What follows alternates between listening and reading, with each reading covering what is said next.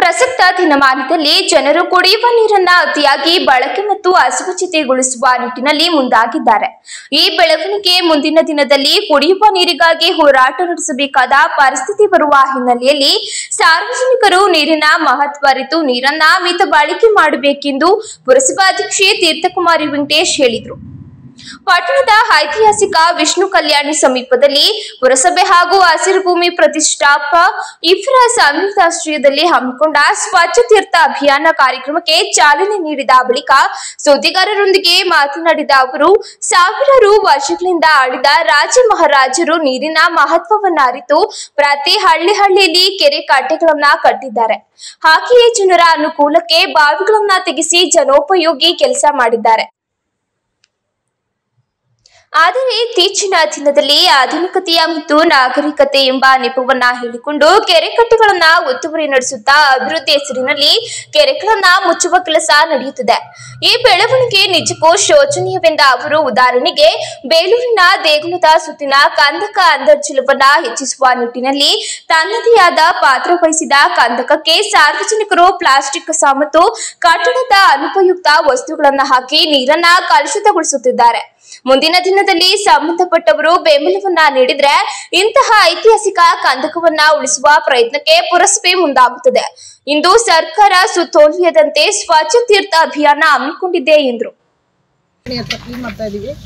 ಇವತ್ತು ಪುರಸಭೆ ವತಿಯಿಂದ ಸ್ವಚ್ಛ ತೀರ್ಥ ಅಭಿಯಾನ ಅನ್ನೋ ಒಂದು ಅಭಿಯಾನದ ಕಲ್ಯಾಣಿ ಮತ್ತು ದೇವಸ್ಥಾನಗಳ ಸುತ್ತಮುತ್ತ ಸ್ವಚ್ಛತೆ ಮಾಡಬೇಕು ಅನ್ನೋ ಒಂದು ಕಾರ್ಯಕ್ರಮ ಮತ್ತು ಪುರಸಭೆ ಮತ್ತು ಹಸಿರು ಭೂಮಿ ಪ್ರತಿಷ್ಠಾನದಿಂದ ನಾವು ಸ್ವಚ್ಛತೆ ಮಾಡ್ತಾ ಇದ್ದೀವಿ.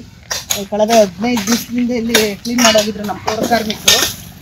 ಮತ್ತು ಈಗಾಗಲೇ ನೋಡಿದರೆ ನೀವು ನೋಡ್ತಾ ಇದ್ದೀರಾ ಇಲ್ಲೆಲ್ಲ ಎಷ್ಟೊಂದು ಗಲೀಜಾಗಿದೆ ಅಂತೇಳಿ.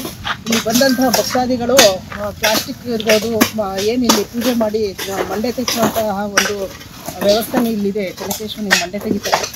ಆ ಸಂದರ್ಭದಲ್ಲಿ ಇಲ್ಲಿ ಏನು ಮಾಡ್ತಾರೆ, ಎಲ್ಲ ಏನು ಬೇಡದ ವಸ್ತುಗಳಿರ್ಬೋದು, ಪೂಜೆ ಸಾಮಾನುಗಳಿರ್ಬೋದು ಎಲ್ಲವನ್ನು ಇಲ್ಲಿ ಬಿಟ್ಟು ಹೋಗ್ತಾರೆ. ಅದ್ರ ಜೊತೆಗೆ ನೋಡಿ ನೀವು ನೋಡ್ತಾ ಇದ್ದೀರಾ ಇಲ್ಲೆಲ್ಲ ನಮ್ಮ ಫೋಟೋಸ್ ಎಲ್ಲ ಹಾಕಿ ಎಲ್ಲವೂ ಸಹ ಅವೈಜ್ಞಾನಿಕ ಅಂತ ನಾವೇನು ಯಾವಾಗ ಹೇಳ್ತಾ ಇರ್ತೀವಿ ತಗೊಬಂದು ಇಲ್ಲಿ ಫೋಟೋನ ಹೆಚ್ಚಿ ಈ ಥರ ಮಾಡ್ತಾರೆ. ಅದ್ರ ಜೊತೆಗೆ ನಾವು ಒಂದು ವಿಷಾದ ಏನಪ್ಪ ಅಂದರೆ ಒಂದು ಖೇದಕರ ದೃಶ್ಯ ಏನಂದರೆ ತಂದೆ ತಾಯಿ ಫೋಟೋನ ನಾವು ದೇವ್ರ ಜೊತೆಗೆ ತಂದಿಟ್ಟಿದ್ದಾರೆ.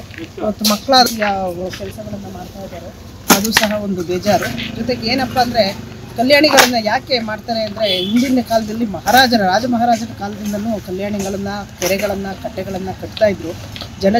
ಜಾನುವಾರುಗಳಿಗೆ ಬೇಕಾದಂತಹ ಉಪಯೋಗ ಆಗಲಿ ಮತ್ತು ಏನು ದಾರಿ ಹೋಗೋರು ಅವಾಗೆಲ್ಲ ಕಾಲ್ನಡಿಗೆಯಲ್ಲಿ ನಡೀತಾ ಇದ್ದಂತಹ ಒಂದು ಕಾಲ ಇತ್ತು. ಅವ್ರಿಗೆಲ್ಲ ಬಳಕೆ ಆಗಲಿ ಅಂಥೇಳಿ ನೀರಿನ ಕಲ್ಯಾಣಿಗಳನ್ನು ಕೆರೆಗಳನ್ನು ಕಟ್ತಾ ಇದ್ರು. ಏನು ನಾಗರಿಕತೆ ಅಭಿವೃದ್ಧಿ ಆದಂಗೆ ಅಭಿವೃದ್ಧಿ ಹೆಸರಿನಲ್ಲಿ ಇವತ್ತು ನಾವು ಕೆರೆ ಕಟ್ಟೆಗಳನ್ನು ಮುಚ್ಚಾಕ್ತಾ ಇದ್ದೀವಿ. ಅದನ್ನು ಈಗ ಕೆರೆಗಳನ್ನು ನೋಡೋದೇ ದುಸ್ತರ ಆಗ್ತಾ ಇದೆ. ಇಲ್ಲವೇ ಇಲ್ಲ. ಹಳ್ಳಿಗಳಲ್ಲಿ ಕೆಲವೊಂದು ಬಿಟ್ಟರೆ ದೊಡ್ಡ ಕೆರೆಗಳನ್ನೆಲ್ಲ ಇವತ್ತು ಮುಚ್ಚಿ ಅಭಿವೃದ್ಧಿ ಹೆಸರಿನಲ್ಲಿ ನಾಶ ಮಾಡ್ತಾ ಇದ್ದೀವಿ. ಇದು ಕಾನೂನಲ್ಲಿ ಸ್ವಲ್ಪ ಬದಲಾಗಬೇಕಾಗಿದೆ. ಹಸಿರು ಭೂಮಿ ಪ್ರತಿಷ್ಠಾನ ಸಮಿತಿ ಪ್ರಧಾನ ಕಾರ್ಯದರ್ಶಿ ಸೌಭಾಗ್ಯ ಮಾತನಾಡಿ, ಅರಳಿ ಮರದಲ್ಲಿ ಸಿಗುವ ಆಮ್ಲಜನಕ ಅತ್ಯಂತ ಶ್ರೇಷ್ಠವಾದ ಕಾರಣದಿಂದಲೇ ನಮ್ಮ ಪೂರ್ವಕರು ಅರಳಿ ಮರದ ದೇವತೆಗಳು ಇದ್ದಾರೆ ಎನ್ನುತ್ತಿದ್ರು. ಕಾರಣ ಕ್ಷಣಕಾಲ ಅರಳಿ ಮರ ಕೆಳಗೆ ವಿಶ್ರಾಂತಿ ಪಡೆಯಬೇಕು ಎಂಬ ಉದ್ದೇಶವಿತ್ತು.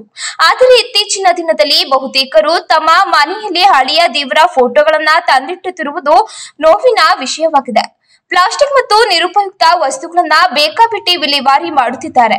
ಪುರಸಭೆಗೆ ಒಣ ಮತ್ತು ಹಸಿ ಕಸವನ್ನ ವೈಜ್ಞಾನಿಕವಾಗಿ ನೀಡಬೇಕು ಎಂದು ಮನವಿ ಮಾಡಿದ್ರು. ದೇವರು ಅಂತ ಹೇಳಿದ್ರೆ ಎಲ್ಲರಿಗೂ ಅವರವರದೇ ಭಾವನೆಯನ್ನ ಹೊಂದಿರ್ತಾರೆ. ಆದ್ರೆ ಆ ದೇವರಿಗೆ ಇವತ್ತು ಎಂತ ಸ್ಥಿತಿ ಬಂದಿದೆ ಅಂತ ಹೇಳಿದ್ರೆ ತುಂಬಾ ಸಂಕಟ ಆಗ್ತಾ ಇದೆ. ಈ ಬಿಸ್ಟಮನ್ ಕೆರೆ ಸ್ವಚ್ಛತಾ ಕಾರ್ಯಕ್ರಮವನ್ನ ಪುರಸಭೆ ವತಿಯಿಂದ ಹಾಗೂ ಹಸಿರು ಭೂಮಿ ಪ್ರತಿಷ್ಠಾನದವ್ರು ನಾವು ಮಾಡ್ತಾ ಇದ್ವಿ.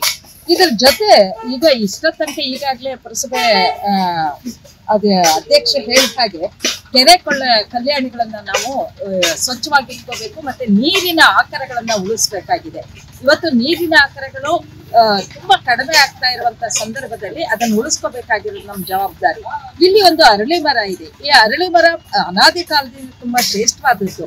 ಆದ್ರೆ ಇವತ್ತು ಆ ಅರಳಿ ಮರ ಏನಾಗಿದೆ ಅಂತ ಹೇಳಿದ್ರೆ ಇಲ್ಲಿ ತುಂಬಾ ಅತ್ಯಂತ ಖೇದನೀಯ ಒಂದು ವಿಷಯ ಅಂತ ಹೇಳಿದ್ರೆ ಅವರ ತಂದೆ ತಾಯಿ ಫೋಟೋ ಇಲ್ಲಿ ಎದುರುಗಡೆ ಇದೆ. ಆ ತಂದೆ ತಾಯಿ ಫೋಟೋವನ್ನು ಕೂಡ ಇಲ್ಲಿ ತಂದು ಹಾಕಿದ್ದಾರೆ, ದೇವ್ರ ಫೋಟೋನು ತಂದು ಹಾಕಿದ್ದಾರೆ. ಹಾಗಾಗಿ ಈ ಅರಳಿ ಮರ ಅದಕ್ಕೊಂದು ಆಶ್ರಯ ಏನೋ ಎಲ್ಲ ಕೊಳಕನ್ನ ತಮ್ಮ ಮನೆಗೆ ಬೇಡವಾದ ವಸ್ತುಗಳನ್ನ ತಗೊಂಡ್ ಬಂದು ಇಲ್ಲಿ ಹಾಕೋದಕ್ಕೆ ಒಂದು ತಾಣ ಏನೋ ಅಂತ ಹೇಳಿ ಅನ್ನಿಸ್ತಾ ಇದೆ. ಈ ರೀತಿ ಆಗ್ಬಾರ್ದು. ಪುರಸಭೆಯವರು ಸಾಕಷ್ಟು ಶ್ರಮ ವಹಿಸಿ ಬೇಲೂರನ್ನ ಸ್ವಚ್ಛ ನಗರವಾಗಿ ಸುಂದರ ನಗರವನ್ನಾಗಿ ಇಡಬೇಕು ಅಂತ ಹೇಳಿ ಪ್ರಯತ್ನಿಸ್ತಾ ಇದ್ದಾರೆ. ಈ ಸಂದರ್ಭದಲ್ಲಿ ಹಸಿರು ಭೂಮಿ ಪ್ರತಿಷ್ಠಾನ ಸಮಿತಿಯ ಆಂಟೋನಿ ಸ್ವಾಮಿ, ನೂರ್ ಅಹಮದ್, ಸಂಪತ್, ಪುರಸಭೆ ಆರೋಗ್ಯ ನಿರೀಕ್ಷಕ ಲೋಹಿತ್ ಮತ್ತು ಪುರಸಭಾ ಸಿಬ್ಬಂದಿಗಳು ಹಾಜರಿದ್ದರು.